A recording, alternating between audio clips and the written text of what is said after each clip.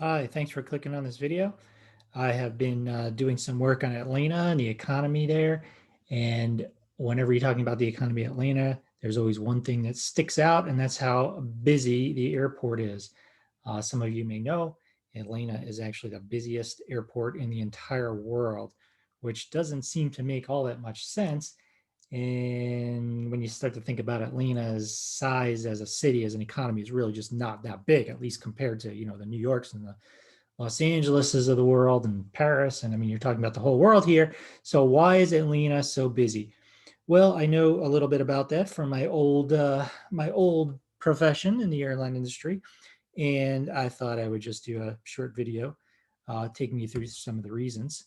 So if we go here, we have a list of the 10 busiest airports in the entire world, and you can see it's not even close. I used 2019, which will be no surprise. I'm not going to use 2020 because of all the COVID irregularities.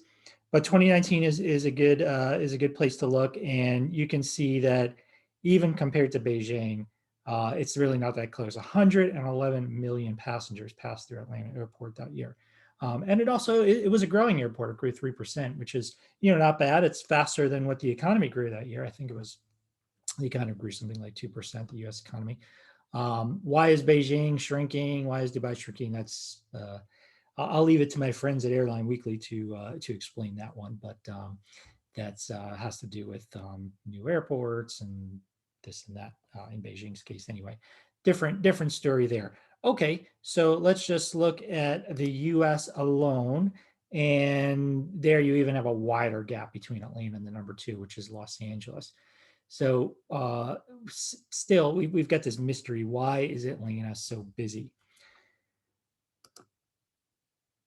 I mentioned that it's not even that largest city. Atlanta is the ninth largest metro area in the U.S. according to the latest census data.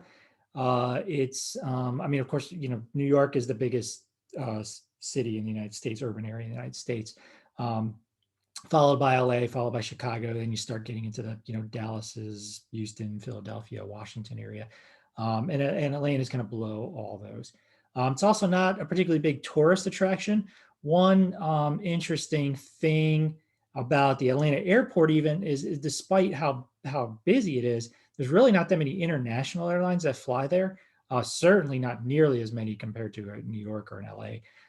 There's actually a very surprisingly few, and it gets some tourists, but it's just not it's not Orlando, it's not Las Vegas, and not even close. And is it a strong economy? Yes. We'll talk about some of the companies that are located there later, but it's also not the first thing you think of as, like a super busy tech economy like the Seattle, Austin, Silicon Valley. It's certainly not that. So we are building up suspense here. Why is Atlanta so busy? I'll give you the first reason. It's the city's only major airport. Important point here. Atlanta is not, repeat, not the busiest airline market in the world. It's not even close. There are plenty other cities with more air traffic if you combine all the airports in the city. So New York, I believe, is the largest airline market in the world, but it has several airports. You've got JFK Airport, you've got LaGuardia Airport, you've got even Newark serving the New York metro area.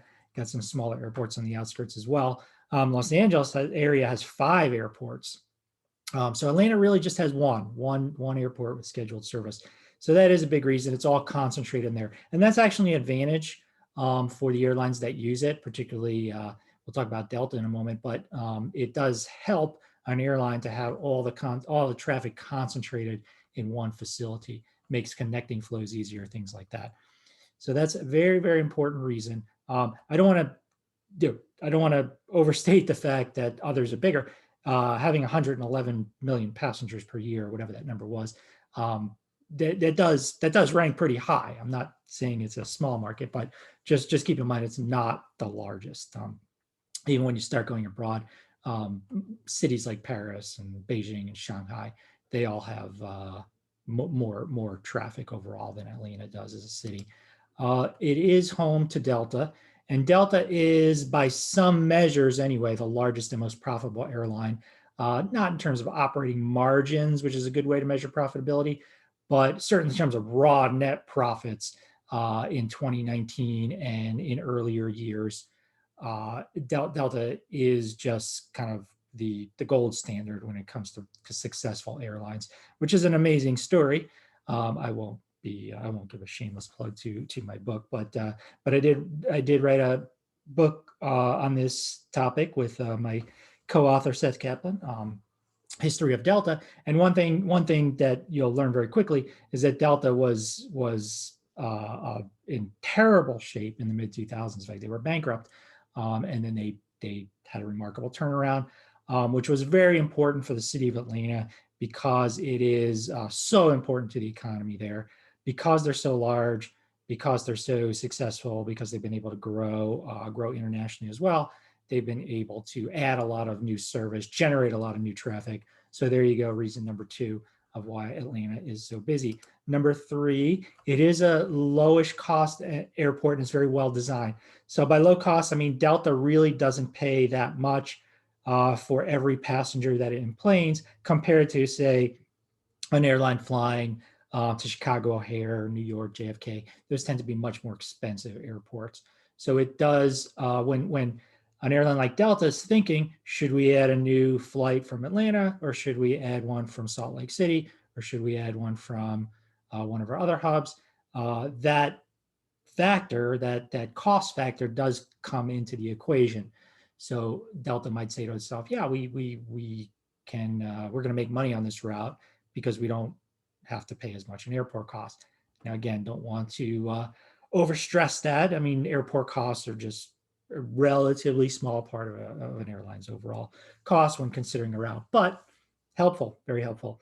Charlotte, by the way, is another lowest cost airport, which has become a very, very important airport to that city and even to the U.S. as a whole. Well designed. It's just a very easy place to connect. That's one thing. One of the competing airports to Atlanta is Dallas, which has been very, very successful, to be sure, but it's not as convenient for processing connecting traffic. That is a huge, if anybody's been to Atlanta airport, most of you have been if you've traveled at all, because it's hard kind of to avoid it, but it's kind of involved in so many different connections that people do.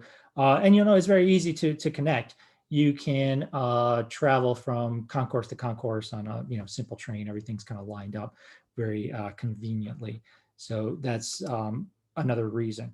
Location, location, location. That's the the old phrase from the real estate industry. It's just a perfect location. Georgia, Georgia is a coastal state, but Atlanta is kind of inland, and it's inland enough where you can process a lot of a larger number of east-west connecting flows. You can go from New York to Los Angeles, and Atlanta will be pretty convenient as a connecting. And New York, Los Angeles is just a massive market. And when I say that, I'm also talking about everywhere, and all those big northeastern cities to everywhere, and all those booming West Coast cities. So there's just a lot. Atlanta just works for a lot of flows. I didn't even mention Florida. Florida's perhaps by volume, it's just so massive, and Atlanta just kind of sits at the top of Florida. So anything coming in and out, perfectly situated.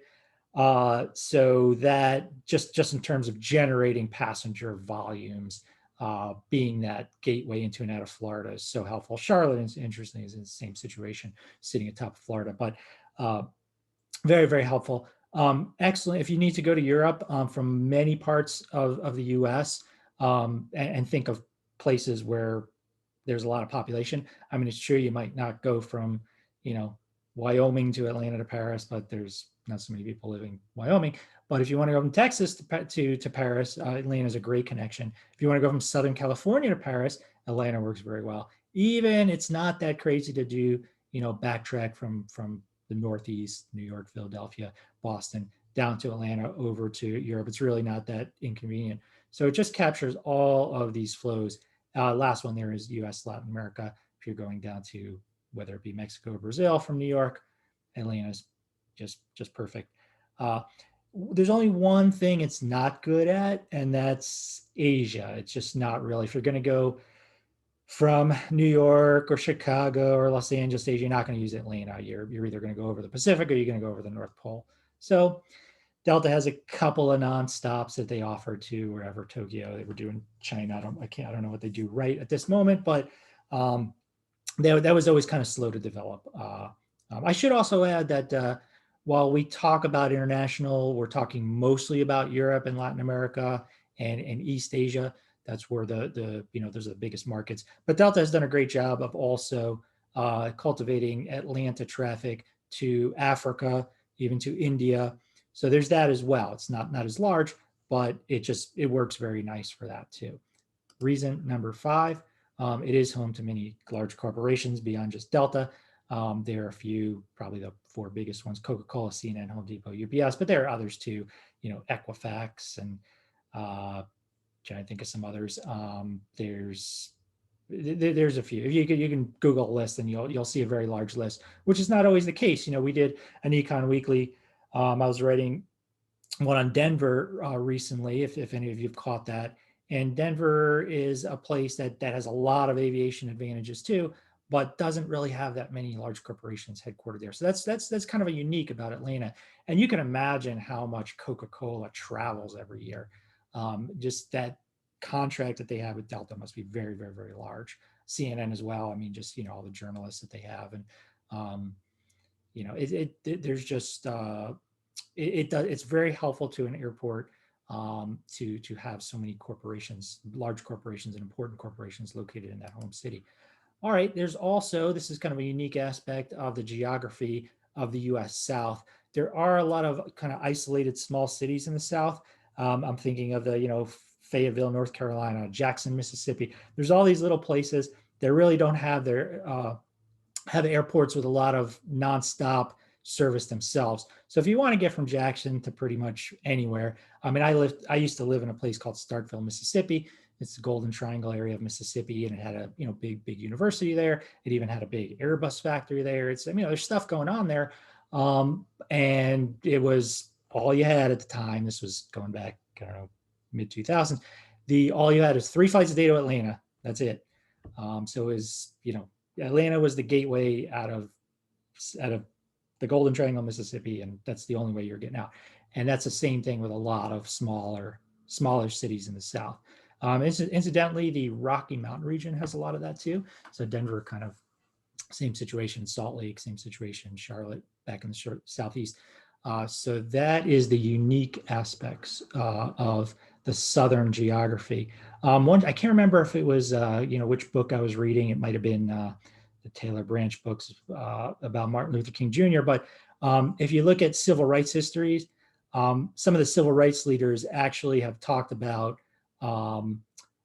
Atlanta being such a convenient place to reach different parts of the South, to try to as part of the movement, to try to generate or to just to have the contact with different regions of some places in the South, which were, if you think about it, even back in the 60s and 70s, which were very isolated. So Delta is kind of an interesting side note that Delta and Atlanta Airport has kind of played a small cameo role in that struggle. It's also convenient or helpful for Atlanta Airport that it just doesn't have that much hub competition. There was back when I worked at U.S. Airways many moons ago, late 90s. One of the issues we had was that there were so many hubs in the Midwestern region of the U.S. So if you look at like Ohio and there were hubs. They used to joke that I think it was I-70 had like every city on I-70 was an airline hub at one time. There was just in that general region. You have Chicago is the biggest hub, and that's still very, very important, powerful hub today. But you also have Detroit, and you had at one time had Cincinnati, and Dayton was a hub, and Indianapolis was a hub. So it was very, very, very crowded. That's not the case in Atlanta. It's pretty much, in the Southeast, it's pretty much just Atlanta and Charlotte and really nothing else. Raleigh-Durham was American experimented with that as a hub many years ago, didn't work. It's now growing so fast that it's, getting more nonstop service. But Atlanta's Atlanta. You know, we at Airline Weekly we used to call Charlotte Baby Atlanta because it kind of had a lot of the same characteristics, but wasn't quite you know, it's not Atlanta in terms of size and heft, but it is. You do have some other, you know, Miami competes for Latin American flows, and you know there are, if you name any specific flow, you might come up with a competing hub. But in general, not a lot of hub competition. We're at the end. So I hope you enjoyed this. It was a quick thing. If you guys want me to do any other airports or any other airlines, or we hope to do one on different industries as well as they get up to speed. And if you have any comments, questions, whatever, just email me there. Look forward to hearing from you. And you can also mention in the comments if you're watching this on YouTube of anything else you'd like to see. Okay, thanks.